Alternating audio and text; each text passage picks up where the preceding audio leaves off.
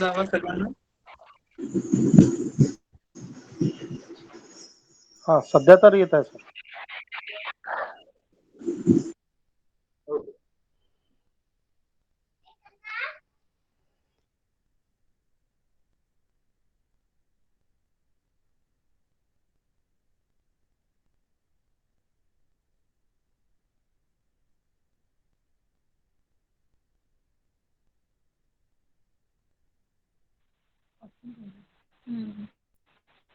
Okay. So मला असं वाटतं की आता माझा क्लिक असेल.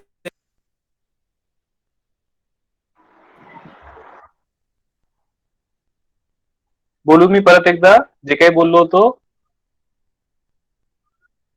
हो sir. Okay. Thank you. So haemophilia legal aid centre आपण स्थापन केलेलं आहे, ज्यामध्ये आपण वेगवेगळे जे काही आपले अधिकार आहेत सगळ्या हेमोफिलिक बांधवांचे, ते अधिकार काय आहेत, ते अधिकार कसे मिळतील आणि माणूस म्हणून जगण्यासाठी ज्या काही आवश्यक गोष्टी आहेत त्या आपल्याला कशा मिळतील.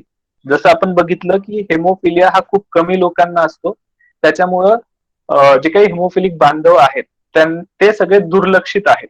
मग ते दुर्लक्षित असल्यामुळे बऱ्याच वेळेस कुणाच्याही गोष्टी बऱ्याच वेळेस जे काही राईट्स आहेत आपले, जे काही अधिकार आहेत ते आपल्याला मिळत नाहीत. मग आपण वेगवेगळ्या ऑथॉरिटीज कडे गेलं तर ऑथॉरिटी वाले म्हणतात की नाही, हेमोफिलिया इथे नाहीये, हेमोफिलियाला हे जमत नाहीये, किंवा कुणी लक्ष देत नाही. सो सगळ्यात दुर्लक्षित भाग आपण म्हणू शकतो हेमोफिलियाला, आणि त्यामुळे आपल्याला बरेचसे जे काही अधिकार आहेत ते मिळत नाहीत. सो हे अधिकार कशा पद्धतीने मिळू शकतात याच्यासाठी आपण सध्या प्रयत्न करतोय. सो त्याच्यामुळे आपण हेमोफिलिया लीगल एड सेंटर चालू केलंय. हेमोफिलिया लीगल एड चालू केल्यापासून आपण बऱ्याचशा विषयांवर जे काही अधिकारासंदर्भात जनजागृती प्रोग्राम आहेत ते केलेले आहेत. जसं सुरुवातीला आपण बघितलं होतं की डिसेबिलिटी सर्टिफिकेट कशा पद्धतीने काढायचे, कशा पद्धतीने काढला तर हेमोफिलिक व्यक्तींना त्याचा फायदा होईल. त्याच्यानंतर जे काही संजीव गांधी असेल, त्याच्यानंतर संजय गांधी असेल, त्यानंतर श्रावणबाळ योजना असेल, रेल्वे कन्सेशन असेल, बस कन्सेशन असेल, युडीआयडी कार्ड कसं काढायचं हे असेल, अशा वेगवेगळ्या विषयांवर आपण जनजागृती प्रोग्राम घेतलेले आहेत, ज्यामध्ये महाराष्ट्रामधल्या बऱ्याचशा लोकांनी जॉईन केलं, बऱ्याचशा लोकांनी त्याच्यामध्ये पार्टिसिपेट केल्यात. बऱ्याचशा लोकांना त्या संदर्भात जे काही प्रॉब्लेम होते त्यांनी आम्हाला कॉल करून, बऱ्याच वेळेस आम्ही ऑथॉरिटींना बोललो की त्यांनाही बऱ्याच वेळेस माहिती नसते, ती माहिती आपण पुरवण्याचा प्रयत्न केला. सो त्यामुळे बराचसा आपल्याला जे काही हेमोफिलिक बांधवांना अधिकार मिळवून देण्याचे जे प्रयत्न आहेत ते आपण करण्यामध्ये यशस्वी ठरलो.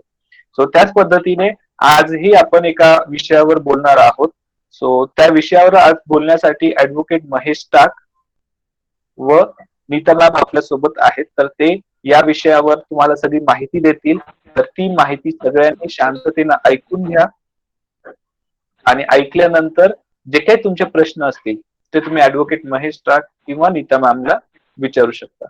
So I welcome you all, and I also welcome Nita ma'am and advocate Mahesh Tak, की त्यांनी जे काही त्यांचं प्रेझेंटेशन आहे ते चालू करावं. आणि मे बी 1-2 मिनिटांमध्ये आपण जे काही प्रेझेंटेशन आहे ते सगळेजण ऐकूयात. त्यासाठी सगळ्यांनी आपापले माईक बंद ठेवावे, जेणेकरून डिस्टर्ब नाही होणार बाकीच्यांना आणि तुम्हाला तो व्यवस्थित कार्यक्रम ऐकता येईल.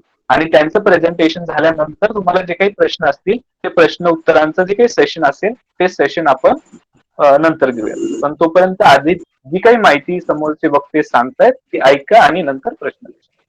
ठीक आहे. सो मी महेश टाक यांना विनंती करतो की त्यांनी कार्यक्रमाची सुरुवात करावी व नीता मॅमला इंट्रोड्यूस करावं.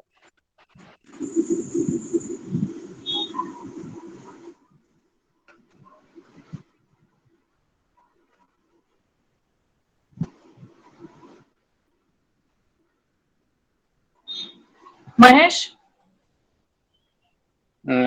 मॅम बहुतेक त्याचा माईक ऑन नाहीये, सो तुम्ही चालू केलं तरी चालेल. म्हणजे त्याला ऐकू येत आहे पण त्यांचा मे बी माईक नाही कनेक्ट. सांग ना माझं प्रेझेंटेशन शेअर करायला. ओके.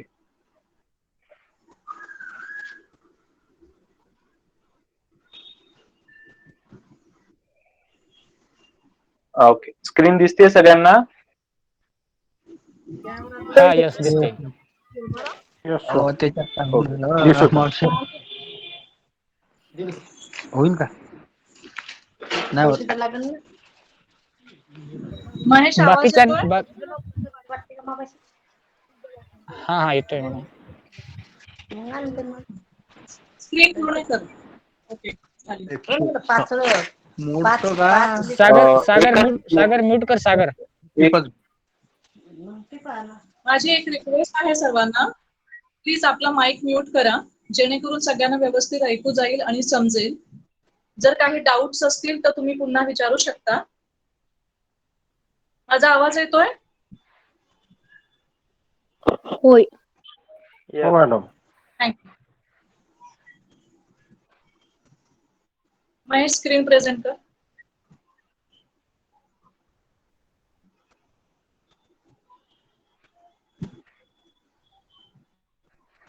सुरुवात करू मी? हा, माझा आवाज येतोय? हो मॅम. तुझा आवाज येतोय, स्क्रीन फुल कर. मी सुरुवात करू का? येतोय. हो मॅम, चालेल. ओके. Everyone, good evening. माझं नाव नीता साळुंखे. मी तुमच्याच हिंदू बांधवांची एक बहीण आहे, मैत्रीण आहे आणि एक गाईड सुद्धा आहे. आपण partners in getting the right treatment at the right time, that kind of work we are doing. कोणत्या लँग्वेज मध्ये तुम्ही कम्फर्टेबल आहात? Marathi, Hindi, English? Marathi. Okay, Marathi. Good. आज सर्वप्रथम मी थँक्यू बोलते सुमितला आणि महेशला, ज्यांनी मला ही संधी दिली. जी आपल्या आरोग्याशी रिलेटेड एक स्कीम आहे आपल्या महाराष्ट्र देशात किंवा भारतभर, ज्या स्कीम बद्दल आपल्याला माहित असेल किंवा नसेलही, पण त्याचे जे फायदे असतात ते कधी कधी आपल्याला माहित नसतात किंवा आपल्यापर्यंत ते पोहोचलेले नसतात, किंवा आपल्या अपुरी माहिती असल्यामुळे सुद्धा आपल्याला त्याचा उपभोग घेता येत नाही. प्रामाणिकपणे जर सांगायला गेलं तर सरकारकडे खूपच अनेक योजना ज्या आहेत त्या आपण त्याचा उपभोगच घेत नाही, कारण आपल्याला त्याच्याबद्दल काहीही माहिती नसते. बरोबर? तर आज आपण ज्या योजनेबद्दल बोलणार आहोत ती आहे ESIC. महेश जरा स्क्रीन शिफ्ट करत ना. ESIC म्हणजे काय? ESIC म्हणजे एम्प्लॉई स्टेट इन्शुरन्स कॉर्पोरेशन. सगळ्यांना इन्शुरन्स माहिती काय असतो? हॅलो. ओके. इन्शुरन्स म्हणजे आपण एखादा आपल्याला काही प्रॉब्लेम येणार असेल आपल्या लाईफमध्ये, त्याची आपण अगोदरच तरतूद करून ठेवलेली असते. ओके. तर अशा वेळी एक ESIC जी स्कीम आहे ती आपल्या भारतभर जवळजवळ 20 ते 30 करोड लोक त्याचा उपभोग घेतात, पण त्याच्यापासून होणारे जे फायदे आहेत ते माहीतच नसतं. ESIC चा अर्थ काय आहे? ऍक्च्युअली तिची डेफिनेशन दिली आहे. ती डेफिनेशन म्हणजे अशी आहे की आपण जेव्हा आजारी पडतो, आपण एका ठिकाणी काम करत असेल आणि आपण जर आजारी पडलो तर आपला जो होणारा खर्च आहे आजारपणामध्ये, जे पण औषध लागतं, ऍडमिशन, हॉस्पिटलमध्ये जे जे एक्सपेन्सेस होतात, त्या एक्सपेन्सेसची रिलेटेड जी तरतूद जी केलेली असते ते आपल्या कंपनीने, जिथे आपण काम करत असतो त्या लोकांनी ऑलरेडी करून ठेवलेली असते. असा त्याचा एक छोटासा, जो सामान्य लँग्वेज मध्ये समजण्यासारखा अर्थ आहे तो असाच आहे. An act to provide for certain benefits to employees in case of sickness, maternity and employment injury, and to make provision for related matters. An act to provide for certain benefits म्हणजे काय? काही फायदे आपण जे आपल्या employees, म्हणजे आपण नोकरी जिथे करतो तर आपल्याला एम्प्लॉईज म्हटलं जातं, आणि आपल्याला जो आपण ज्या कंपनीत काम करतो, जो माणूस कंपनी चालवतो त्याला एम्प्लॉयर म्हणतात. तर आपण जी नोकरदार लोक आहोत, जेव्हा आपली काम चालू असते आणि त्या नोकरी चालू असताना जर आपल्याला किंवा आपल्या फॅमिली मेंबरला काही इजा झाली किंवा काही आजार झाला, किंवा आपल्या घरामध्ये आपल्या वाईफचं काही प्रेग्नन्सी असेल किंवा आपल्या आईबाबांना काही आजार असेल, तर त्याची जी पूर्ण हेल्थ एक्सपेन्सेस जे असतात, हेल्थ रिलेटेड जे एक्सपेन्सेस असतात, ती आपली कंपनी, आपण जिथे काम करतो ती पूर्णपणे त्याचं निराकरण करते. म्हणजे आपल्याला आपल्या पॉकेटमधून एकही पैसा द्यावा लागत नाही. असं नाहीये की आपण त्याचे पैसे मोजत नाही, आपण जरूर त्याचे पैसे मोजतो, कारण आपण तिकडे काम करतो आणि आपल्या पगारामधून जे काही पैसे कापले जातात ते ESIC मध्ये तुम्हाला बेनिफिट मिळतं. इथपर्यंत समजलं तुम्हाला? Yes. महेश, दुसरी स्लाइड. आता मी तुम्हाला 1 मिनिटापूर्वी जे सांगितलं, जे तुम्हाला ESIC कामगार विमा योजनेमध्ये जे बेनिफिट्स तुम्हाला मिळतात, त्याच्यामध्ये काही आहे सिकनेस बेनिफिट्स आहेत, मेडिकल बेनिफिट्स आहे.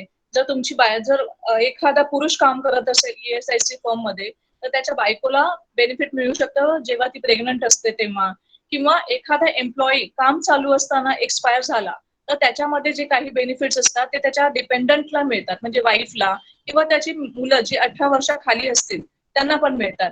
असे बरेच जे बेनिफिट्स असतात. शिवाय डिसॅबिलिटी ऑफ द एम्प्लॉई, काम चालू असताना जर त्या माणसाला तो डिसेबल झाला काही कारणास्तव तर त्याचे पण फायदे त्याला मिळतात. शिवाय जो माणूस तिथे काम करतो आणि त्याची जी मुलं असतील, जर डिपेंडंट असतील, डिसेबल असतील आणि काही काम करू शकत नसतील तर त्यांना त्याचे बेनिफिट या योजनेमार्फत मिळतात.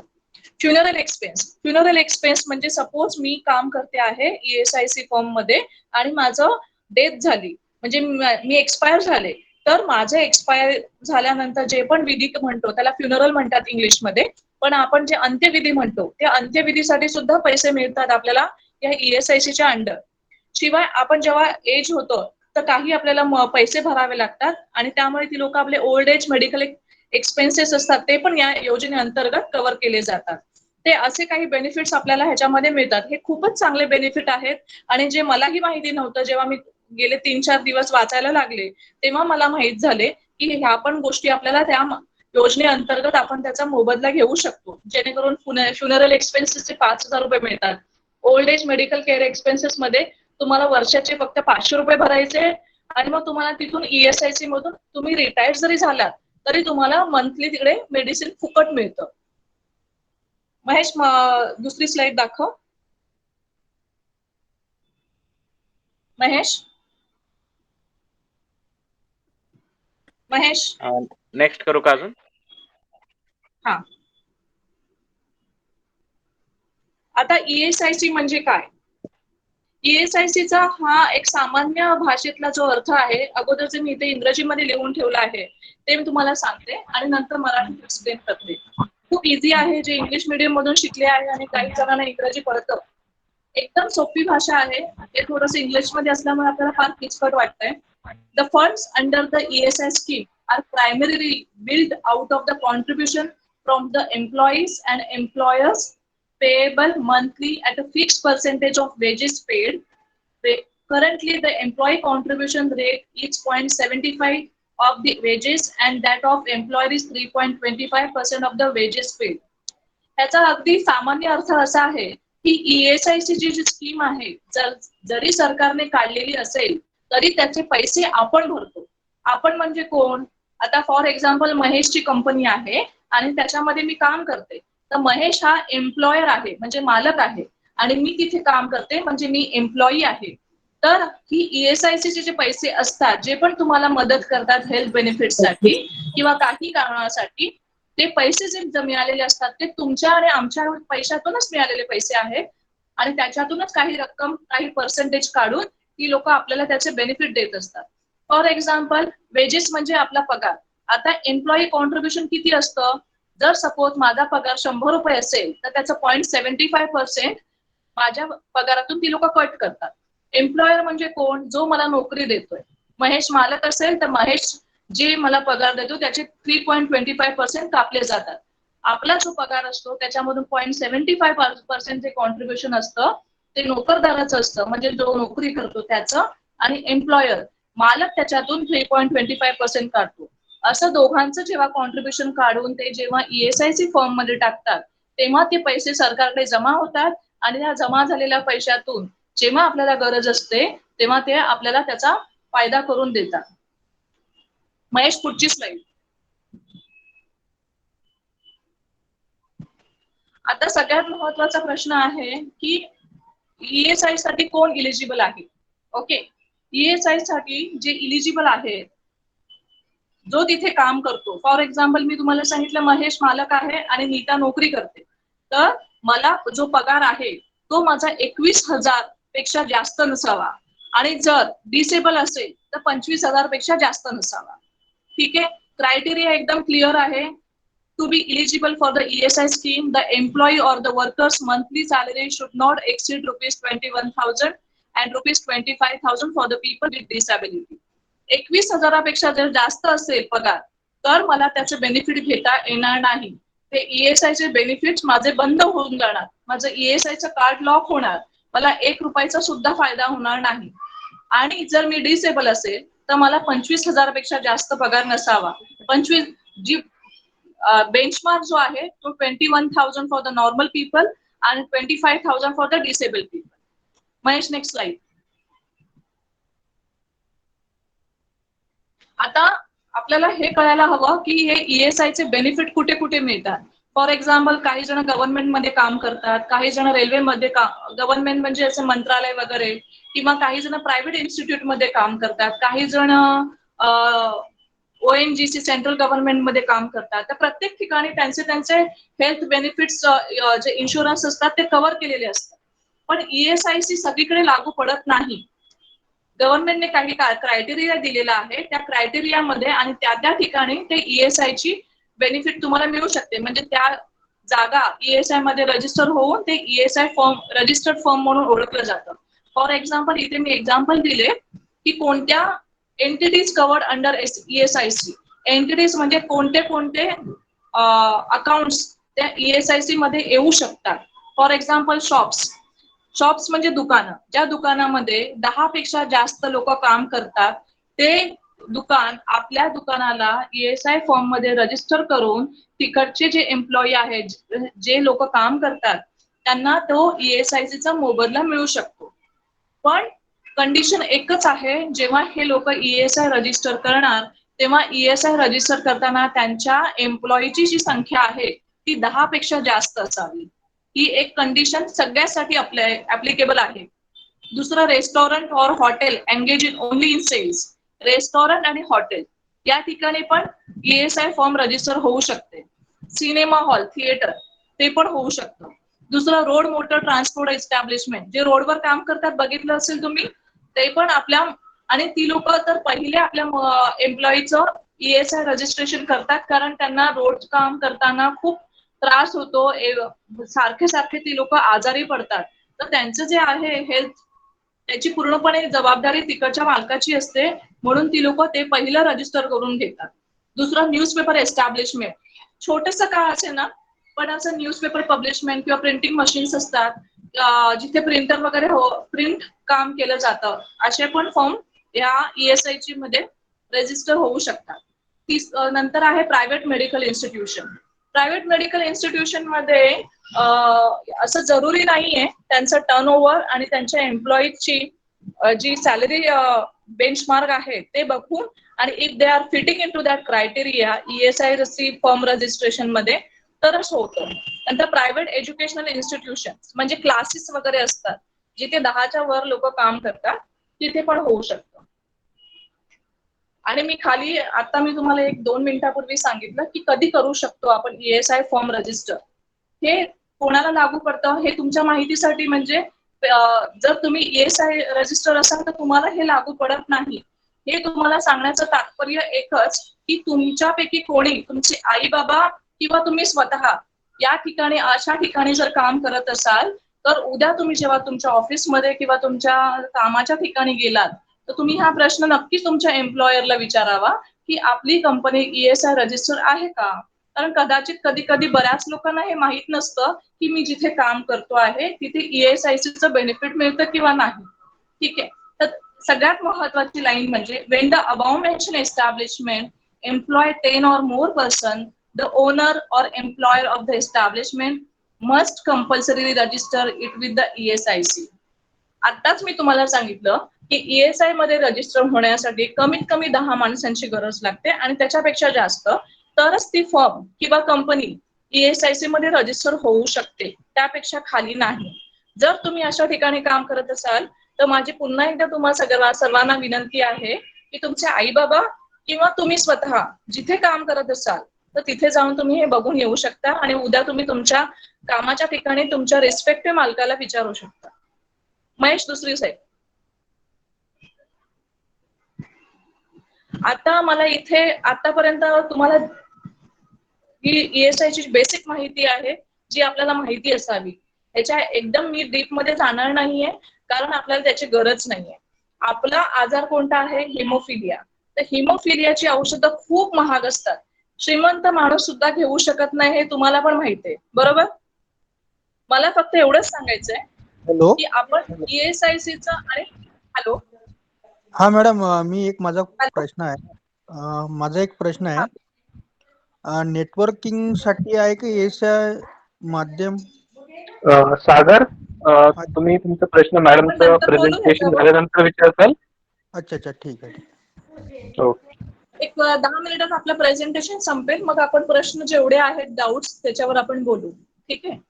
आता माझा मुद्दा असा आहे, आपण आज हिमोफिलिया संदर्भात आपण सगळे हिमोफिलिया बांधव आहोत आणि महत्वाचा मुद्दा की आपण ESICचा हिमोफिलियाशी काय संबंध आहे.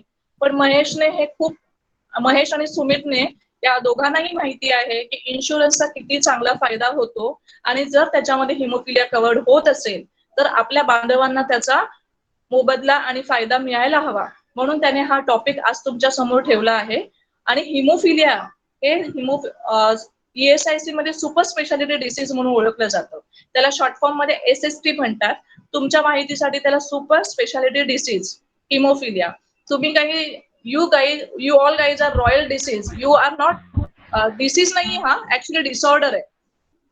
त्यामुळे तुम्ही हिमोफिलियाकडे आजार म्हणून बघू नये एवढंच मला म्हणायचंय. एक रिप्लेसमेंट थेरपी आहे आणि ते आपल्याला रिप्लेस करायचे एव्हरी नाऊ अँड देन जेव्हा जेव्हा तुम्हाला गरज लागेल. एवढंच आहे ते. महेश, दुसरी स्लाईड. आता आपण जेव्हा जिथे काम करतो, जिथे आता मी 5 मिनिटापूर्वी जे म्हणाले की आपण जिथे काम करतो तिथे ESICचं बेनिफिट आहे का, मी जिथे काम करतो तिथे माझी फर्म प्रोव्हाइड करते का, आणि जर करत असेल तर मी त्या ESICच्या सुपर स्पेशालिटी ट्रीटमेंट मध्ये इलिजिबल आहे किंवा नाही. ठीक आहे. तर हे आपल्याला ऑनलाईन आपण चेक करतो. पण आता ऑनलाईन जाण्याची गरज नाहीये कारण तुमच्यासारखे तुमचे बरेचसे बांधव ESIचं बेनिफिट घेतात आणि त्यांना ते मिळतंय. तर फक्त माहितीसाठी म्हणून सांगते, जेव्हा तुम्हाला ऑनलाईन चेक करायचं असतं की तुम्ही ESI साठी बेनिफिट सुपर स्पेशालिटी ट्रीटमेंट तुम्हाला मिळू शकते का, तर हो, नक्कीच मिळू शकते. त्याच्यामध्ये ह्या 2 स्टेप्स दिलेल्या आहेत. ESICच्या पोर्टलवर जायचं, तुम्हाला एक ESIचा नंबर मिळतो, त्याला IP नंबर म्हणतात. तो IP नंबर तुमच्या ESI पोर्टलमध्ये टाकायचा आणि नंतर होम पेज वर जाऊन तिकडे तुम्ही बघू शकता की तुम्हाला काय काय बेनिफिट मिळू शकतात सुपर स्पेशालिटी ट्रीटमेंटच्या अंडर. सो हिमोफिलिया 2012 पर्यंत, 2012 ते 15 पर्यंत अंडर सुपर स्पेशालिटी ट्रीटमेंट मध्ये कन्सिडर केली जात होती. पण आताच्या जो नवीन रूल आला आहे त्याच्यामध्ये हिमोफिलिया SST मध्ये येत नाही. त्यामुळे इझिली तुम्हाला ही ट्रीटमेंट मिळू शकते. त्यामुळे काहीही प्रॉब्लेम नाहीये आणि ही नक्कीच मिळते. जवळजवळ महाराष्ट्रामध्ये एक 20 ते 25 जण ही ट्रीटमेंट घेत आहेत अंडर ESIC. त्यांना घरी हिमोफिलियाचे फॅक्टर्स मिळतात. तुमच्या माहितीसाठी म्हणून सांगते. त्यामुळे ह्याचा फायदा तुम्ही सर्वांनी नक्कीच घ्यावा. जर माहित नसेल तर माहिती करून घ्या जिथे आपण काम करतोय तिथे पण. Mahesh, next slide. दुसरा प्रश्न असा आहे, what is a super speciality eligibility in ESIC. आता आपण जिथे काम करतो त्या कामाचा मोबदला आपण तेव्हाच ठरवू शकतो जेव्हा आपण तिकडचे सगळे क्रायटेरिया फुलफिल करतो. ओके. तर तो क्रायटेरिया असा आहे, जर तुम्ही तिथे काम करत असाल ESIC फॉर्म मध्ये तर तुम्हाला तेव्हाच ही मेडिकल ट्रीटमेंट बेनिफिट मिळू शकते जेव्हा the members of the family of the insured person be allowed super specialty treatment if the insured person has contributed 365 days, 86 days in each contribution period and have completed minimum 1 year of the insurable employment from the date of registration. ह्याचा अर्थ तुम्ही समजून घ्या. The members of the family, for example, तुम्ही स्वतः किंवा तुमचे आई बाबा ESIC फॉर्म मध्ये काम करत असतील तर त्यांनी कमीत कमी 365 डेज म्हणजे 1 वर्ष त्यांची अटेंडन्स लागली पाहिजे. 1 वर्ष. आणि 1 वर्ष जरी नसेल तरी 1 वर्ष कसं सुट्ट्या वगैरे पूर्ण म्हणजे फॉर एक्झाम्पल मी 1 जानेवारी 2021 ला रजिस्टर झाले तर मला 31 डिसेंबर 2021 ला 1 वर्ष माझं एन्टायटल पिरियड संपवून मला जे बेनिफिट आहे medical benefit for haemophilic patient, normal तुम्हाला बेनिफिट मिळू शकतात पण फॉर हिमोफिलिक पेशंट जे सुपर स्पेशालिटीच्या अंडर येतात त्यांना 1 वर्षानंतर त्याचा फायदा होऊ शकतो. 1 वर्षानंतर तुम्ही जाऊन तुम्हाला तिथे फॅक्टर्स मिळू शकतात, त्याच्या अगोदर नाही. दुसरा मुद्दा मी ब्रॅकेटमध्ये असा लिहिला आहे 86 days in each contribution period. म्हणजे काय? फॉर एक्झाम्पल आज मी महेशच्या कंपनीत काम करते, XYZ फर्म आहे. आज मी इथे काम करताना काम सोडून दिलं, जवळजवळ 7 ते 8 महिने काम केले.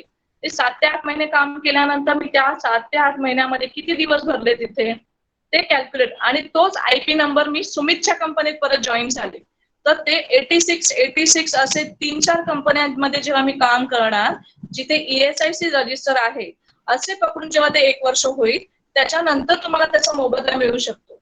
त्याचा अर्थ महेशच्या कंपनीत मिनिमम 86 डेज, सुमितच्या कंपनीत मिनिमम 86 डेज, शुभमच्या कंपनीत 86 डेज असे करून तुम्हाला SST साठी कंपल्सरी 1 वर्ष पूर्ण झालं तरच तुम्हाला बेनिफिट त्याचं मिळू शकतं. अदरवाईज तुम्हाला त्याचं बेनिफिट मिळणार नाही. परत मग तुम्हाला 1 वर्षानंतर वाट बघावी लागेल जेव्हा ते तुमचे 365 डेज कम्प्लीट होणार किंवा 1 वर्ष सुट्ट्या वगैरे सगळं पकडून, पण तुमची अटेंडन्स 86 डेज लागली पाहिजे तिथे, एवढं लक्षात ठेवा. महेश पुढची स्लाइड.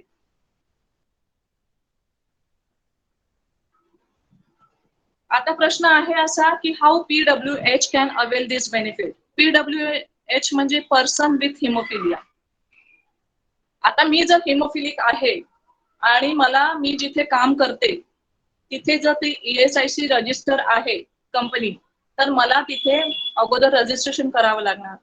रजिस्ट्रेशन झाल्यानंतर तुम्हाला कंपनी एक IP फॉर्म देते.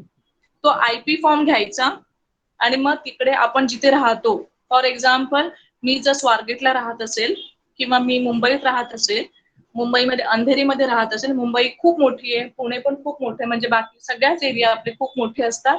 तर आपण जिथे जिथे राहतो तर आपल्या आजूबाजूला एक फॅमिली डॉक्टर असतो आणि ते काही फॅमिली डॉक्टर जे ESI चे पेनल डॉक्टर असतात, म्हणजे ते ESI शी जोडलेले असतात, जे तुम्हाला फक्त साइन अँड स्टॅम्प देतात तुमच्या IP फॉर्मवर.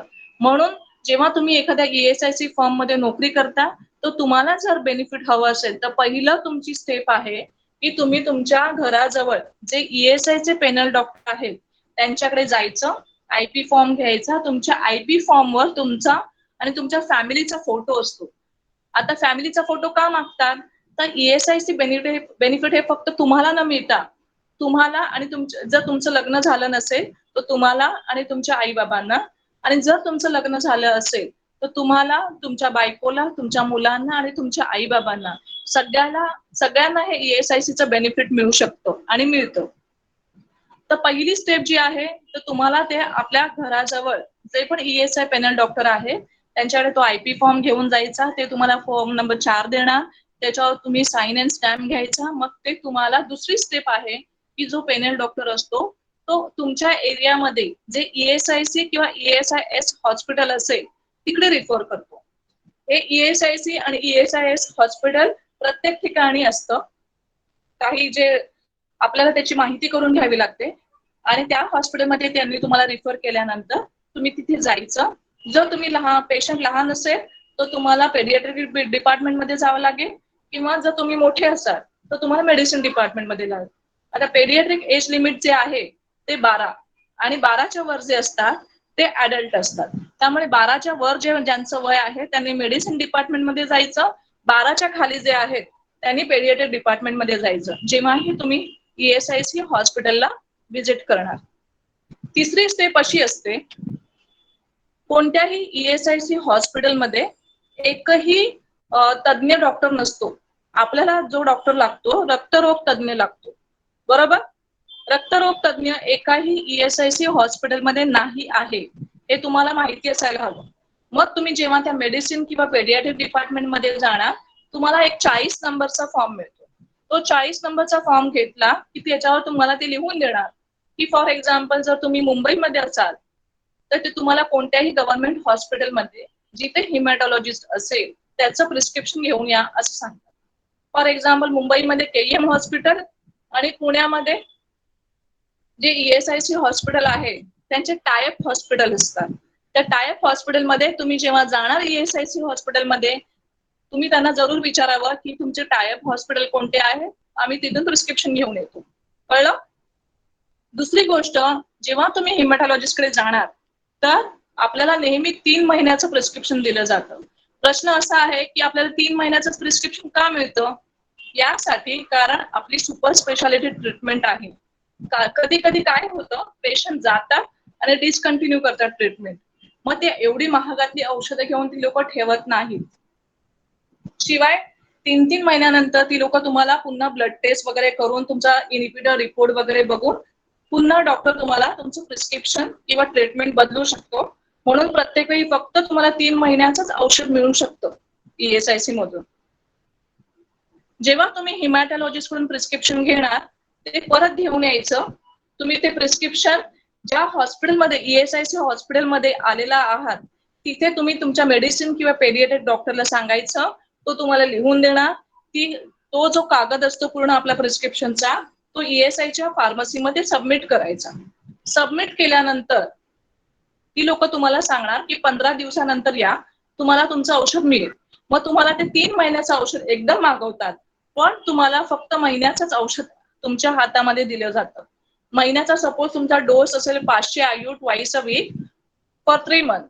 म्हणजे तुम्हाला महिन्याला किती लागले? आठवड्याला 2, महिन्याला 8. मग तुमच्या हातामध्ये फक्त 8 वायल मिळणार फॅक्टर 8चे. ते 8 वायल तुम्हाला तुमचे पूर्ण महिन्याभराचा डोस आहे. जेव्हा तुम्हाला नेक्स्ट मंथचा डोस हवा असेल तेव्हा तुम्हाला हे 8 वायलचा युटिलायझेशन रिपोर्ट त्यांना द्यावा लागतो. तो कसा देणार? जेव्हा जेव्हा तुम्हाला फॅक्टर इन्फ्यूज केलंय त्याच्यासाठी कुठे जाण्याची गरज नाहीये. तुमच्या आजूबाजूचे जे डॉक्टर असतात त्यांच्याकडून पण तुम्ही डायरीमध्ये नोट करून लावू शकता आणि ते जे वायल तुम्ही यूज केले आहे ते फेकून न देता जेव्हा तुम्ही दुसरा डोस आणायला जाणार तेव्हा ते सबमिट करायचे असतात ESIC मध्ये. Mahesh, next slide.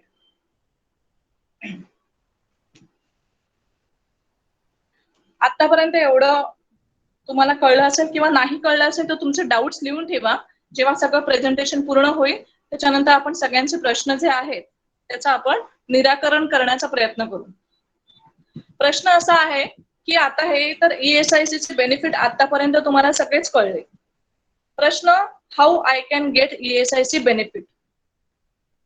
तुम्ही आता जर हे मला पाहिजे असेल ESICचे बेनिफिट, रिझन मला का हवंय हा सगळ्यात महत्वाचा मुद्दा. जर तुम्ही खूप श्रीमंत असाल आणि तुमच्याकडे तुम्हाला फ्री फॅक्टर्स वगैरे मिळत असतील आणि तुम्हाला जास्त त्रास होत नसेल किंवा कधी खूप कमी ब्लिडिंग होत असेल तर तुम्हाला ESICचं बेनिफिट हवंय किंवा नकोय हे माहित नाही मला.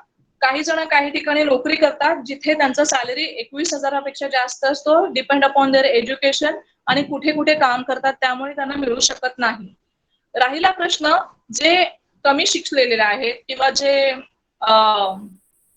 कामगार लेवल म्हणजे हॉटेलमध्ये काम करत असतील किंवा कोणाची काही परिस्थितीच नसेल तर अशा लोकांनी, अशा पेशंट्सनी मला तरी असं सांगणं जरुरी वाटतं की तुम्ही अशाच फॉर्म मध्ये काम करा जेणेकरून ऍटलिस्ट तुमचे 2 वेळचं जेवण नाही पण तुमचे हेल्थ बेनिफिट्स तर कव्हर केले जातील.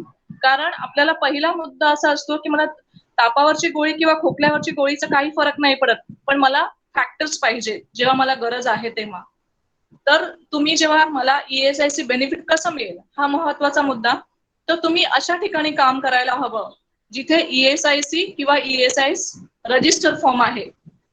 जी कंपनी, मी अशीच कंपनी शोधणार की जिथे ESIC किंवा ESIS रजिस्टर्ड असेल.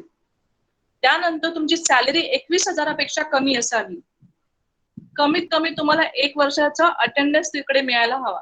आणि दुसरं म्हणजे सगळ्यात महत्वाचं, then employee is eligible to avail medical benefits in SST.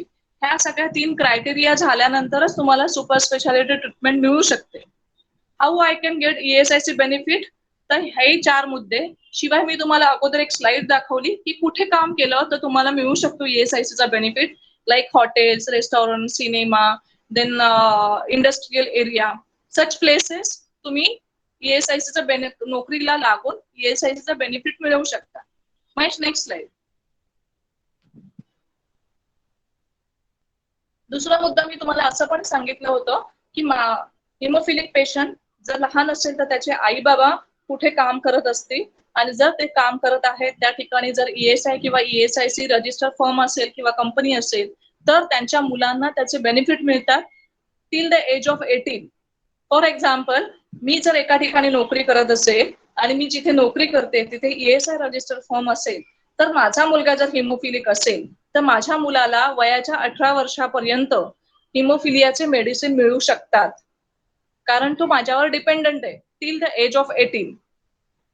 आणि criteria would remain the same. Salary 21,000पेक्षा खाली, 1 वर्षाचा अटेंडन्स म्हणजे इलिजिबिलिटी क्रायटेरिया, तरच ते एसएसटीचं बेनिफिट मिळू शकतं. दुसरी गोष्ट, complete family information should be submitted in respective firm or company. याचा अर्थ असा आहे, जर मी नोकरी करते आणि मी सबमिटच नाही केलं की माझा मुलगा पण माझ्यावर डिपेंडंट आहे तर मला मिळणार नाही.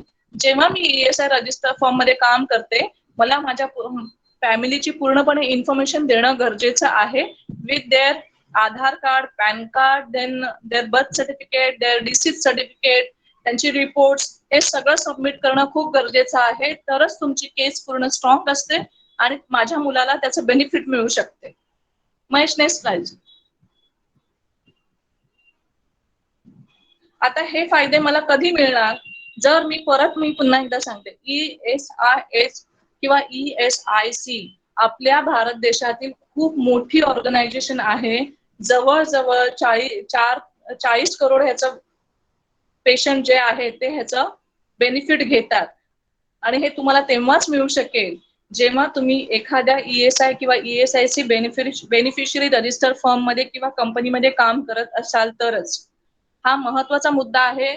अशीच कुठेही तुम्हाला ESICचं बेनिफिट मिळणार नाही, हे तुम्ही लक्षात ठेवा. त्यामुळे जेव्हा तुम्ही उद्या पुन्हा परत जाल तुमच्या ऑफिसमध्ये, तुमचे आई बाबा जात असतील तर तुम्ही ही माहिती नक्की करून घ्या आणि ह्याचा फायदा नक्की करून घ्या, कारण खूप चांगली योजना आहे.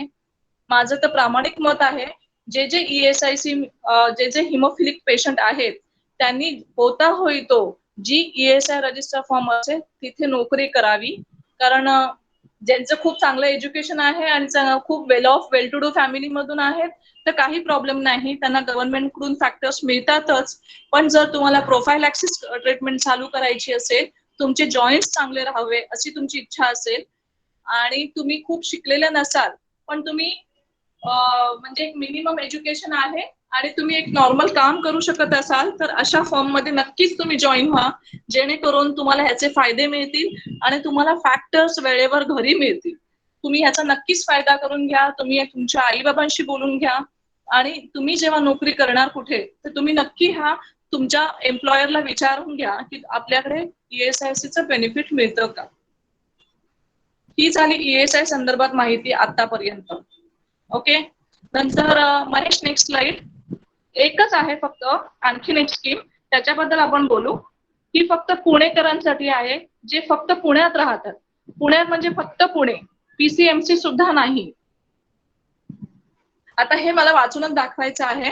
ह्याच्यामध्ये जर काही नाही कळलं तर तुम्ही मला विचारा नंतर. पुणेकरांसाठी एक जी योजना सरकारने पुणे सरकारने योजना चालू केली आहे ती आहे शहरी गरीब वैद्यकीय सहाय्य योजना. याच्यामध्ये पुणे शहरातील सर्व नागरिकांचे आरोग्य नेहमी सुदृढ राहावे यासाठी पुणे महापालिकेकडून नेहमीच विविध प्रकारच्या योजना राबविण्यात येतात. त्यापैकीच एक योजना म्हणजे शहरी गरीब वैद्यकीय सहाय्यक योजना.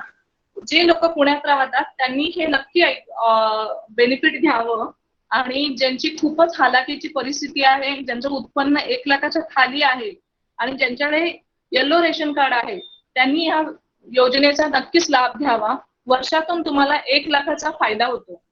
या योजनेचा लाभ घेऊ इच्छिणाऱ्या लोकांना या योजनेचे सभासदत्व घ्यावे लागते. सभासदत्व म्हणजे तुम्हाला महापालिकेत जाऊन तुम्हाला तुमचं रेशन कार्ड वगैरे हे सगळं दाखवून त्याचा तुम्ही मोबदला घेऊ शकता. त्याचे पण पूर्ण जे रिक्वायरमेंट्स आहेत पुढे लिहिलेलं आहे.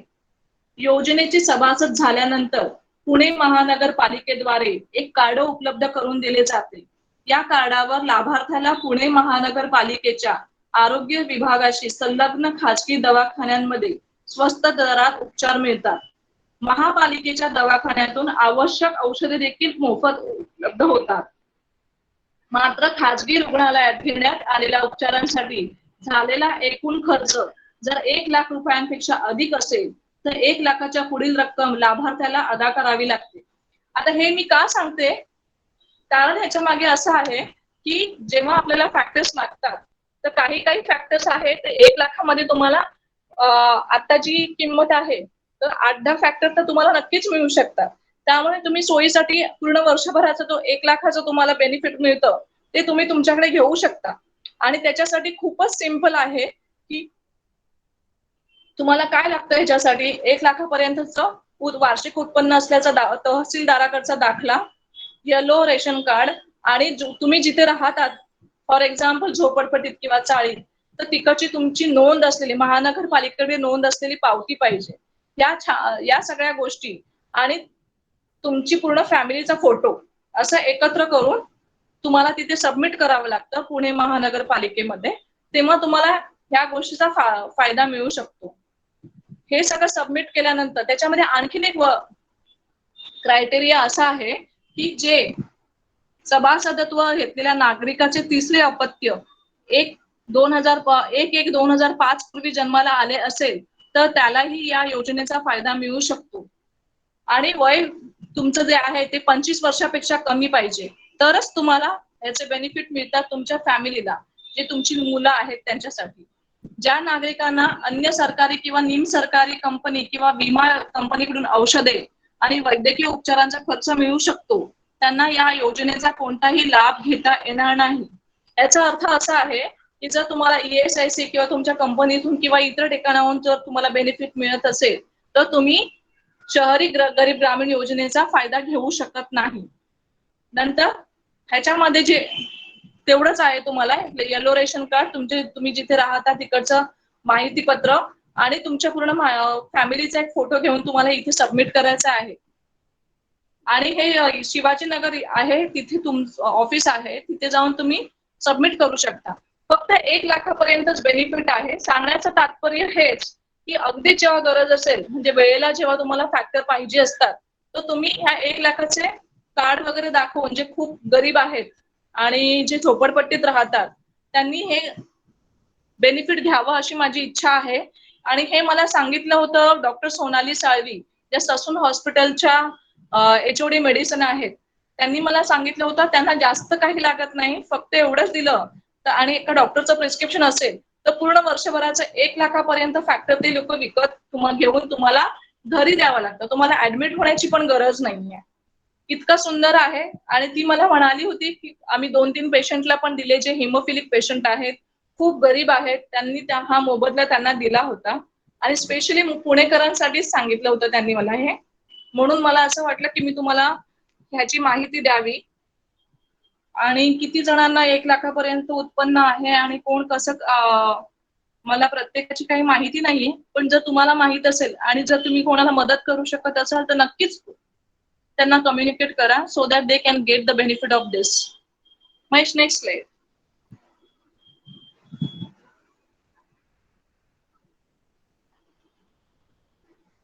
झालं महेश हे. Next slide. Mahesh, next slide. Okay, माझ्याकडून पूर्णपणे माहिती दिलेली गेली आहे ESIC आणि गरीब योजनेची. तर तुम्हाला काही प्रश्न असतील?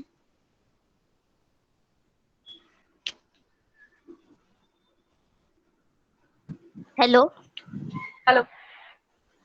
हा मॅम, ग्रामीण भागातील मुलांसाठी काय म्हणाला?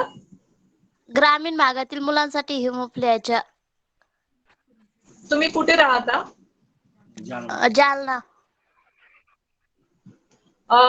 तिकडची माहिती बघा कसं आहे माहितीये, एकतर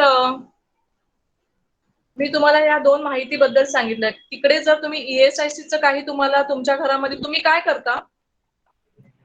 शेती. ओके. आणि तुम्ही दोघंही शेती करता का, तुम्ही आणि तुमचे हजबंड? हो. Madam okay. एक मिनिट मी मधात बोलू. तुम्ही जालन्याविषयी मला हा, थोडी बोल. माहिती म्हणून सांग. मॅडम मी सय्याम अकोल्यामधून आहे. Haemophilia okay. सेक्रेटरी सोसायटीचा सेक्रेटरी आहे.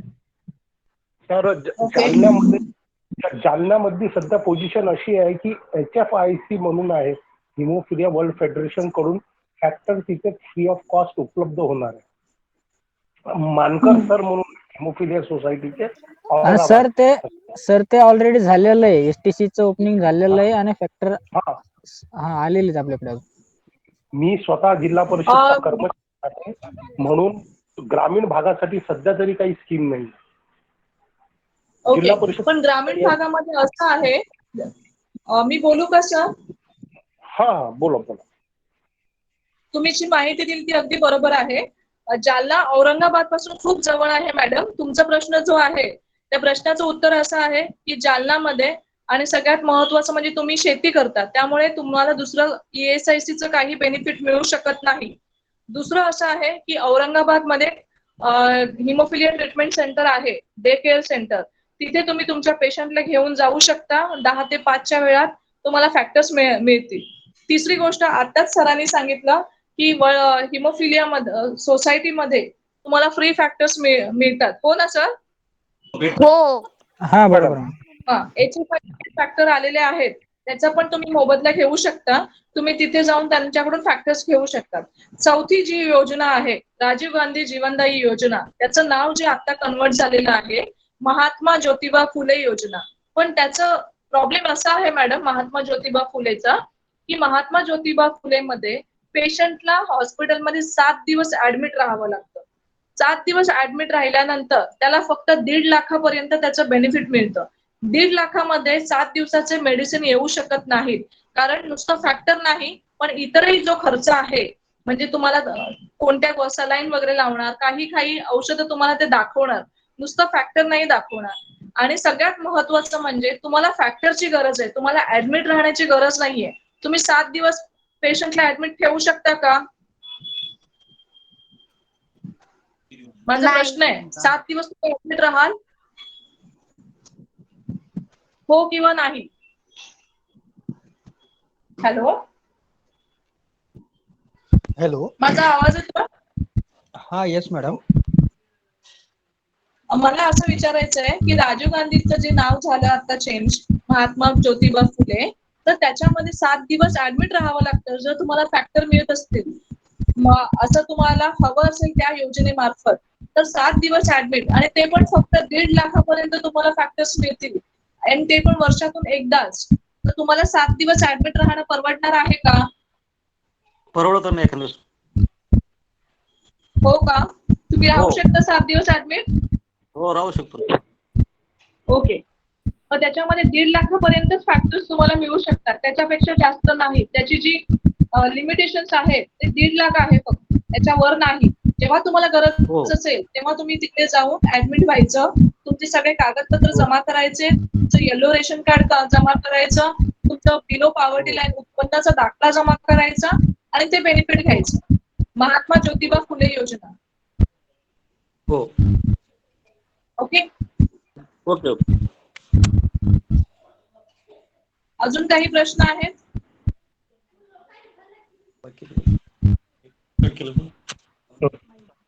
Madam hello.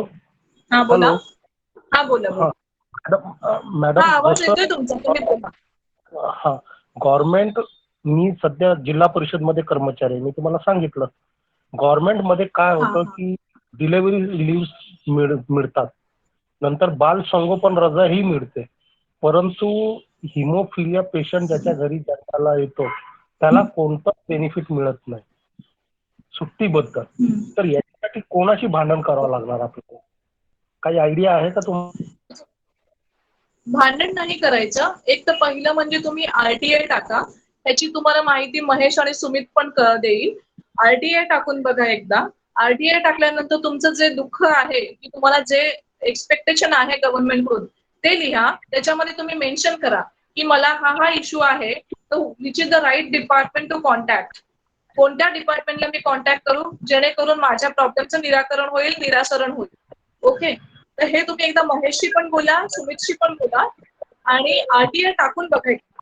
आरटीआय टाकल्यानंतर तुम्हाला तिथून एक योग्य उत्तर येईल की तुम्हाला कोणाला कॉन्टॅक्ट करायचं आहे. तुमच्या माहितीसाठी सांगते की हिमोफिलिया हा ब्लिडिंग डिसऑर्डर आहे. त्यामुळे तुम्ही महाराष्ट्रामध्ये जे सतीश पवार आहेत आणि प्रदीप व्यास आहे हेल्थ सेक्रेटरी, त्या दोघांनाही तुम्ही पत्र लिहू शकता आणि त्यांच्याकडून तुम्ही तुमच्या प्रश्नाचं उत्तर घेऊ शकता. मॅडम, मी त्यांच्या ऑफिसमध्ये पर्सनली जाऊन भेटून आलेलो आणि अकोल्यात म्हणजे डे केअर युनिट चालू करण्यासाठी 3 वर्षापासून पुरवठा हे करत आहे. त्यांच्या सर आपण काय करूयात, हॅलो आवाज येतोय? हो हो. माझा नंबर घ्या तुम्ही, आपण त्याच्यावर चर्चा करूयात. ठीक आहे? बर बर बर. माझा नंबर आहे तुमच्याकडे? याच्यातून घेऊन घेतो मी किंवा ओके, माझं नाव ऍडव्होकेट सुमित टाक आहे. तुम्ही मला कधी पण संपर्क करू शकता. मी अकोला हिमोफिलिया सोसायटीचा जे व्हॉट्सअप ग्रुप आहे त्याला पण ऍड आहे. आपण बोलूया या विषयावर. हा हा हा, ठीक आहे. ठीक, थँक्यू. अजून कुणाला ही जी ESI स्कीम आहे त्याच्याबद्दल विचारू शकता जर विचारायचं. हॅलो, हा माझा आवाज येतोय का? हा बोल महेश. हा येतोय, बोला. हा हा. हॅलो नीता मॅडम, अतिशय उपयुक्त माहिती तुम्ही दिली.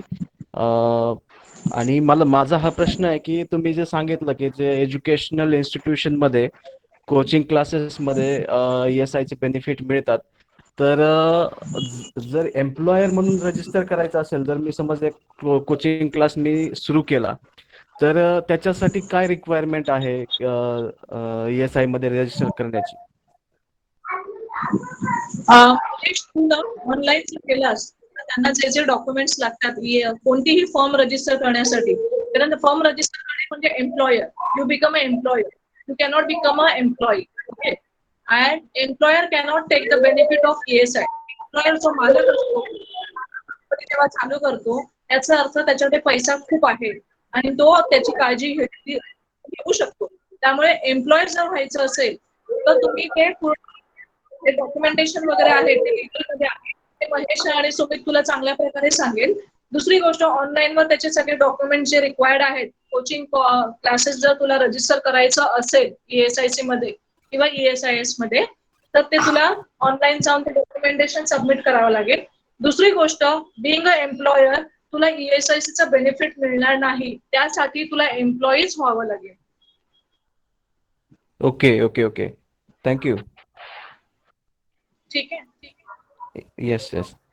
आणि जर कोचिंग फॉर्म तुला रजिस्टर करायची असेल तर मिनिमम 10च्या वर लोक असणं गरजेचं आहे. त्या फॉर्म मध्ये 10च्या वर लोक असणं गरजेचं. हो हो. आणि मी मागच्या वेळेस वाचलं पण होतं की त्याच्यामध्ये काहीतरी स्क्वेअर फूट मिनिमम जागेमध्ये ते करायला हवं, असं काहीतरी रिक्वायरमेंट होत्या, त्या थोड्या किचकट होत्या समजायला. हो हो, ESICच्या पोर्टलवर गेलास ना की तुला ती लोक सांगतात की कोण जागा कशी असावी, एवढी असावी, तुमचा प्रत्येक रजिस्ट्रेशन नंबर वगैरे भरपूर आहेत. ते being an employer you need to go through all those things, then only you can prepare your form with ESI. Okay okay okay, चालेल. Thank you so much. Hello hello hello. हा madam, हा बोला. याचे जे अपंगाचं सर्टिफिकेट असतं ना, ते किती पॉइंट पर्यंत मिळतं? ऑनेस्टली प्रत्येक हॉस्पिटलमध्ये मॅडम पेशंटला बघितल्यानंतर ती लोक डिसाईड करतात. त्यामुळे मी या प्रश्नाचं उत्तर देऊ शकत नाही. यू कॅन कॉन्टॅक्ट महेश और सुमित.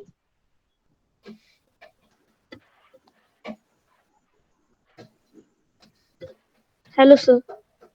सुमित तू म्यूट आहेस. सुमित म्यूट आहेस तू. अनम्यूट कर. या संदर्भामध्ये जर तुम्हाला माहिती पाहिजे असेल ना तर तुम्ही आम्हाला नंतर फोन करू शकता. आपले जे चॅट बॉक्स आहे ना त्याच्यामध्ये मी 2 नंबर टाकलेले आहेत. त्याच्यापैकी कुठल्या पण नंबरवर जर तुम्ही कॉल केला तरी आम्ही तुम्हाला त्याच्या संदर्भात माहिती देऊ. सर पण माझं वय लहान आहे. 7वी मग त्याच्या बरं ठीक आहे. तुम्हाला तुझा नंबर, माझा तुझ्याकडे नंबर आहे का? बघतो सर. बरं एक लिहून घे. पेन आहे तुझ्याजवळ? हा घ्या. सांगा सर. 966 555 3 5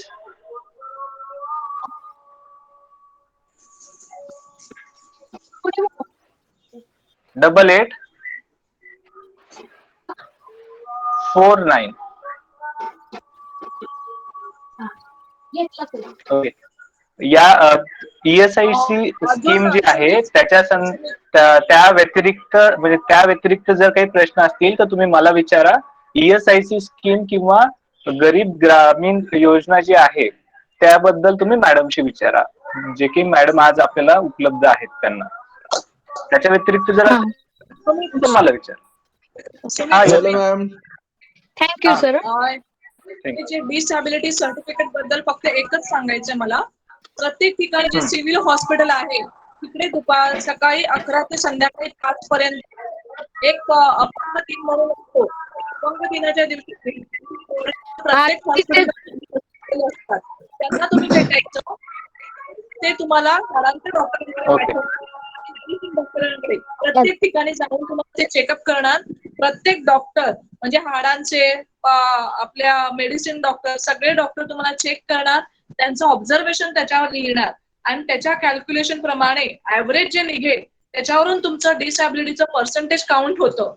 पण हे फक्त जिल्हा परिषद रुग्णालयामध्येच होतं आणि दिवस प्रत्येक ठिकाणी एकच आहे, बुधवार सकाळी 11 ते संध्याकाळी 5 पर्यंत.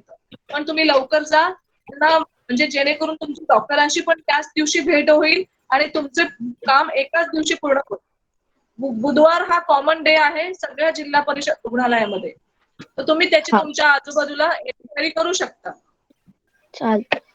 Thank you madam. Thank you sir. Thanks. Hello ma'am. Hello. मी हॅलो. हॅलो. मी 1 वर्ष जर बोला.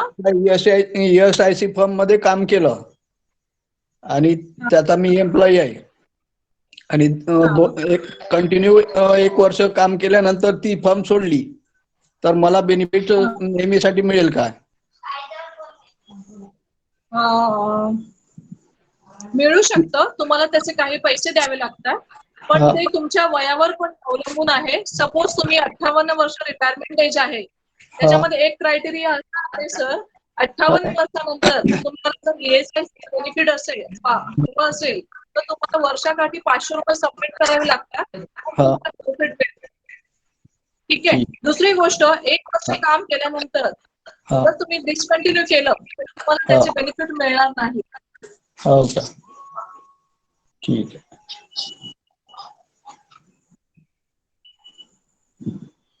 अजून काही कोणाचे काही प्रश्न? हॅलो. अजून कोणाचे काही प्रश्न असतील तर विचारू शकता. हॅलो. हा आम्ही विचारा. हा मॅडम, मला एक विचारायचं होतं. तर मला एक क्वेश्चन आहे. आता जे हेमोफिलियासाठी जे आपण सर्टिफिकेट काढतो, हँडिकॅप सर्टिफिकेट काढतो. ओके. हॅलो. हा बोल. त्याच्यासाठी आपल्याला काय फॉर्मॅलिटी काय करावी लागते? लाईक पहिला फॉर्म वगैरे भरावा लागतो काहीतरी आणि त्याच्यानंतर ते फॉर्म भरल्यानंतर आपण जिल्हा रुग्णालयामध्ये याच्यासाठी जावं लागणार ना? आम्ही तुम्ही आपलं बरोबर. आणि त्याच्या संदर्भामध्ये आपण एक प्रोग्राम घेतला होता सुरुवातीला, त्याची लिंक YouTube वर पण अवेलेबल आहे. तर आपण जे काही तो जो व्हिडिओ आहे तो एकदा बघा, म्हणजे तुम्हाला कळेल नक्की की हेमोफिलियाचं सर्टिफिकेट आपण कशा पद्धतीने काढू शकतो आणि कुठलं सर्टिफिकेट काढलं तर आपल्याला बेनिफिट ठरू शकतो. बरं. ठीक आहे. युट्यूब चॅनलचं नाव काय? जर आपल्या युट्यूब चॅनलचं हेमोफिलिया लीगल एड सेलच आहे. तर जे व्हॉट्सअप ग्रुपला टाकलेली आहे ना, तर तिथं तुम्हाला ती लिंक पण मिळून जाईल. ठीक आहे. आणि हे जे नंबर दिसतात तुम्हाला स्क्रीनवर, त्या नंबर मध्ये कुठलेही 3 नंबर पैकी कॉन्टॅक्ट केला तरी आम्ही तुम्हाला ते प्रोव्हाइड करू. ठीक आहे. ओके. ठीक आहे, चालेल. थँक्यू. अजून कोणाला काही प्रश्न आहेत? महेश काहीतरी सर प्रश्न मला होता. सर ते आपलं जे योजनेचं होतं ना, आणि जर आपण म्हणजे घरातले कोणी पण एक काम करत असेल कंपनीमध्ये किंवा कुठे पण, आणि त्यांचा मुलगा जर 18 वर्षाच्या वर पण असेल आणि तो शिक्षण घेत असेल, मग त्यांना पण फायदा होतो का याचा? फॅक्टर भेटतात का? या प्रश्नाचं उत्तर असं आहे, जर आई आणि बाबा नोकरी करत असेल आणि जर त्यांना ESIचं बेनिफिट मिळत असेल, तर त्याचा मुलगा जर 18 वर्षाचा असेल, 18 पेक्षा जास्त असेल, तर त्याला त्याचे बेनिफिट मिळणार नाहीत. पण जर तो मुलगा 18 वर्षापेक्षा जास्त आहे आणि डिसेबल आहे, डिसेबल म्हणजे 60% पेक्षा त्याच्यावर जास्त पर्सेंटेज असेल डिसॅबिलिटी सर्टिफिकेट, तरच त्याला बेनिफिट मिळू शकतं. त्यासाठी तुम्हाला कायदेशीररित्या एक ऍफिडेव्हिट सबमिट करावं लागतं की माझा मुलगा 18 वर्षापेक्षा मोठा आहे, परंतु तो डिसेबल आहे, आणि त्याच्या जोडीला तुम्हाला त्याचं डिसॅबिलिटी सर्टिफिकेट जोडावं लागतं, आणि एखाद्या वकिलाला भेटून त्याचं ऍफिडेव्हिट बनवावं लागतं. या प्रोसेसला कमीत कमी 2 ते 3 महिने लागतात. आणि जर तुम्ही तिकडे प्रूव्ह केलं की तुमचा मुलगा डिसेबल आहे अबाउट 60%, तरच तुम्हाला त्याचा फायदा होऊ शकतो आणि तुमच्या मुलाला त्याचं बेनिफिट मिळू शकतं. Hello. Okay, thank you madam. Hello. Okay, हा बोल. हॅलो मॅम, मला एक हे विचारायचं होतं की डिसेबिलिटीचं जे ऍफिडेव्हिट देऊ आपण त्यांना 18 वर्षानंतर, नंतर ते किती वर्षापर्यंत व्हॅलिड राहील? जोपर्यंत त्याचे आई बाबा किती नोकरी एज पर्यंत? करतात, जोपर्यंत आणि त्याचे आई त्यानंतर बाबा नोकरी करतात, त्यानंतर नाही पेशंटची मिळणार एज त्याला. हा, तेच, पेशंटची एज मायने नाही ठेवत का? पेशंटचं एज मायने ठेवतं, पण त्यासाठी तुम्हाला तिकडे पैसे भरावे लागतात वर्षभराचे काही. त्याच्यासाठी एक लिगल प्रोसेस आहे, त्या लिगल प्रोसेस नुसारच तुम्हाला जावं लागतं. पण पेशंट तर काम करत नाही, जोपर्यंत त्याचे आई बाबा काम करतायत तोपर्यंतच त्याला त्याचं बेनिफिट मिळेल. त्याच्यानंतर त्याला बेनिफिट जर हवं असेल तर त्यांना त्याचे कायदेशीररित्या पेपर सबमिट केले तरच मिळू शकतो. Okay, thank you ma'am. आणि ह्याचं जे अफिडेव्हिट वगैरे आहे ते सुमित आणि महेश करतात हे काम. एक गोव्यामध्ये आपला एक पेशंट होता, त्याच्यासाठी त्या लोकांनी एक अफिडेव्हिट बनवून दिलं होतं महेशने. तर आणि त्या पेशंटला आता तो डिसेबल आहे आणि अबाव 18 आहे, पण त्याची आई नोकरी करते म्हणून त्याला बेनिफिट मिळतंय त्याचं. त्याला हिमोफिलिक फॅक्टर्स रेग्युलरली मिळतात ESIC मधून. Okay, thank you ma'am. ओके, अजून कोणाला काही प्रश्न आहेत?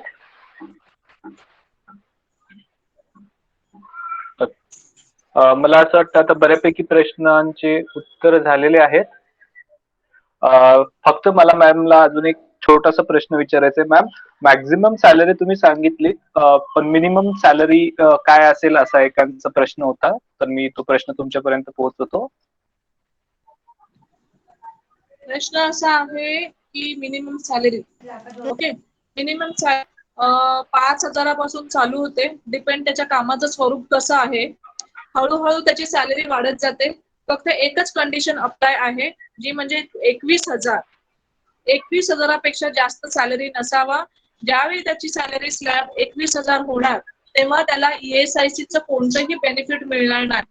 स्वतःला त्याच्या फॅमिलीत कोणालाही काही बेनिफिट मिळणार नाही. Okay, okay ma'am, thank you. अजून कोणाला काही प्रश्न? हा, याला जोडून माझा क्वेश्चन असा होता की 21,000 पूर्ण सॅलरी म्हणजे आता सॅलरी मध्ये भत्ते वगैरे असतात, ते सगळे कन्सिडर करून 21,000 की बेसिक जे सॅलरी असते ती 21,000? हो हो हो हो.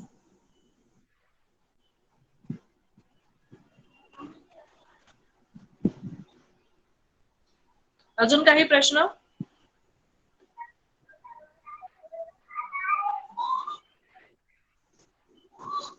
ओके, सो मला असं वाटतं की बऱ्याच लोकांचे प्रश्न झालेले आहेत. सो आता मी आभार प्रदर्शनाकडे येतो. सो सगळ्या हेमोफिलिक बांधवांना जी काही आज माहिती मिळालेली आहे, ESIC जे कार्ड आहे, किंवा अजून एक प्रश्न आलेला आहे मॅडम, मी तो तुम्हाला विचारतोय. हा बोल. मेसेज मध्ये तो मेसेज मध्ये प्रश्न असा आहे की what is the maximum limit for ESIC card. Sir आता हा See, गणेश ESIC चं तुमचा कार्ड प्रश्न आहे. ट्रीटमेंट संदर्भातली लिमिट विचारली असावी मॅडम त्यांनी. हो सर, हो करेक्ट. ESIC चं कार्ड तुम्हाला तेव्हाच मिळू शकतं जर तुम्ही जिथे काम करत आहात ती फॉर्म ESIS किंवा ESIC रजिस्टर असेल तर. दुसरा जो तुझा प्रश्न आहे की मॅक्सिमम लिमिट काय आहे, तर मॅक्सिमम लिमिट काही नाही. ESIC मध्ये तुम्हाला आरामात तुम्हाला कितीही फॅक्टर लागले किंवा कितीही जरी खर्च झाला तरी ESI तुमचं ते पूर्ण कव्हर अप करते. तिथे लिमिट असं काही नाहीये. फॉर एक्झाम्पल काही जे पेशंट आहे ज्यांना आता ESIC चं बेनिफिट मिळतंय, ऑनेस्टली देर आर पेशंट्स जे फॅक्टर 7 घेत आहेत, फॅक्टर 8 घेत आहेत. महिन्याला जवळजवळ 24 वायल जर फॅक्टर 7 घेतले तर एका वायलची किंमत ती आहे ऍव्हरेज 50,000 जरी पकडली आपण तरी त्याची किंमत जवळजवळ 1 लाखाचे ते 1.5 लाखाच्या घरात जाते. आरामात त्याला ते बेनिफिट मिळतं. त्यामुळे असं स्लॅब काही नाहीये की कितीपर्यंत बेनिफिट मिळू शकतं. ओनली थिंग इज दॅट त्या फर्म जी आहे ती ESI किंवा ESIC रजिस्टर असली पाहिजे. बाकी खर्च कितीही झाला तरी ESI कव्हर अप करते ते. मॅम मला अजून एक प्रश्न आलेला आहे. हॅलो गणेश तुमचं म्यूट कराल. माझा तो प्रश्न असा आहे की जे काही ESIC कार्ड आहे तर फॉर एक्झाम्पल कुणाचा तरी ऍक्सिडेंट झालाय किंवा काहीतरी इमर्जन्सी आहे आणि त्याच्यामध्ये त्यांनी इमर्जन्सी मध्ये कुठेतरी ट्रीटमेंट घेतली तर त्याचे जे काही बेनिफिट्स आहेत ते रिइम्बर्समेंट होऊ शकतात का? हो हो होऊ शकते, होऊ शकते. Okay, thank you ma'am. अजून कोणाचे काही प्रश्न असतील तर विचारू शकता.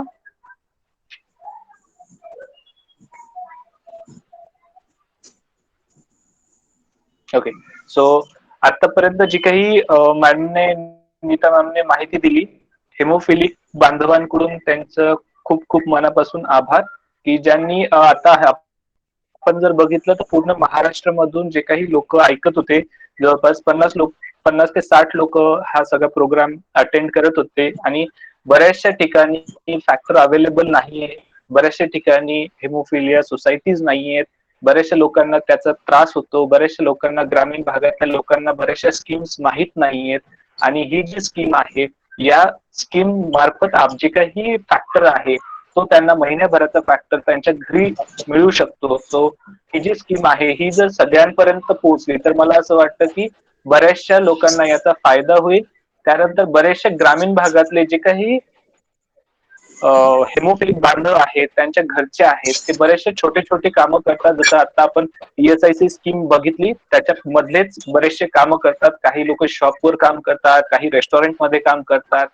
तर ग्रामीण भागामध्ये जी सॅलरी असते ती सुद्धा कमी असते. त्याच्यामध्ये हेमोफिलिया सारख्या आजारांना आपल्याला औषधी घ्यायला परवडत नाही किंवा ट्रीटमेंट घ्यायला परवडत नाही.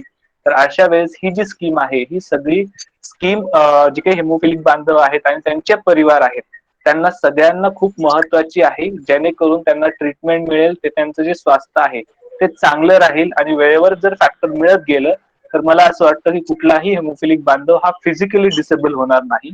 सो त्याच्यामुळे ही आपली पण रेस्पॉन्सिबिलिटी आहे की ज्यांनी आज हा सगळा प्रोग्राम अटेंड केलाय त्यांनी ही जी माहिती आहे ही सगळ्यांपर्यंत पोहोचवण्याचा प्रयत्न करावा. फक्त आपल्यापर्यंतच ही माहिती राहावी असं नाहीये, तर महाराष्ट्रातल्या प्रत्येक जे काही हेमोफिलिक आहे त्याच्यापर्यंत ही माहिती पोहोचली पाहिजे. सो जे काही 50 ते 60 लोकांनी हा प्रोग्राम अटेंड केलाय आणि आता जे काही 25-30 लोक अटेंड आहेत अजूनही अटेंड करतायत त्यांनी ही माहिती त्यांच्यापर्यंत पोहोचवण्याचा प्रयत्न करा. हा जो सगळा व्हिडिओ आहे हा व्हिडिओ आपला ऑनलाईन रेकॉर्ड झालेला आहे, त्याच्यामुळे हा व्हिडिओ तुम्ही युट्यूबला पण बघू शकता आणि ज्या व्यक्तीला हा व्हिडिओ पाठवायचा आहे त्या व्यक्तीपर्यंत पोहोचवावा की जेणेकरून त्याला हे सगळे बेनिफिट्स मिळतील आणि तो खेड्यामध्ये असो गावामध्ये असो त्याला ती ट्रीटमेंट मिळाली पाहिजे. सो ही सगळी माहिती आपल्याला नीता मॅम मुळे मिळाली. सो सगळ्यांच्या वतीने मी नीता मॅमचे खूप खूप आभार मानतो की ज्यांनी त्यांच्या वेळातला वेळ काढून आपल्याला ही माहिती एकदम सोप्या आणि सुंदर भाषेमध्ये दिली. त्यांनी जी काही PPT प्रेझेंट केलेली आहे ती आपण लवकरच सगळ्यांसोबत शेअर करणार आहोत. आणि त्या संदर्भामध्ये अजून जर कुणाला फ्युचरमध्ये जर काही प्रश्न असतील, काही समस्या असतील, तर तुम्ही नक्कीच आमच्याशी संपर्क साधू शकता. त्याच्यासाठी आम्ही तुम्हाला नंबर दिलेले आहेत. आणि सगळ्यांनी आपला जो व्हॉट्सअप ग्रुप आहे त्याच्यावर जॉईन करा. त्याच्यामध्ये तुम्हाला बऱ्याच वेळेस जी काही माहिती असतात, ज्या काही मीटिंग्स असतात आपल्या महिन्याच्या शेवटच्या रविवारी, त्याचे अपडेट्स मिळत राहतील. त्यानंतर आपण एक गुगल फॉर्म तयार केलेला आहे हेमोफिलिया लीगल एड सेंटरचा. तो सुद्धा सगळ्यांनी भरा आणि सगळ्यांचे जे काही प्रश्न असतील ते प्रश्न आमच्यापर्यंत पोहोचवा. म्हणजे त्या विषयांवर आपल्याला ज्या पद्धतीने आज आपण प्रोग्राम अरेंज केलाय त्या पद्धतीने अजून आपल्याला प्रोग्राम अरेंज करता येतील. आपल्या समोर समस्या खूप आहेत, त्या आपल्याला सोडवायच्या आहेत. सो त्याच्यामुळे सगळ्यांनी, मला असं वाटतं की जे काही प्रश्न आहेत, जे काही तुम्हाला माहिती आहे, बऱ्याच स्कीम असं असतात तुमच्यापैकी कुणीतरी बेनिफिट घेत असताल, तर त्यामुळे तुम्हाला सगळं माहिती झालेली असेल, तर ती स्कीम तुम्ही आम्हाला सांगा, आपण सगळ्यांपर्यंत पोहोचवण्याचा प्रयत्न करूयात. So thank you so much Neeta ma'am, जी काही तुम्ही माहिती एवढ्या छान पद्धतीने सांगितली त्या संदर्भामध्ये. थँक्यू सुमित, थँक्यू महेश, मला ही संधी दिल्याबद्दल. आणि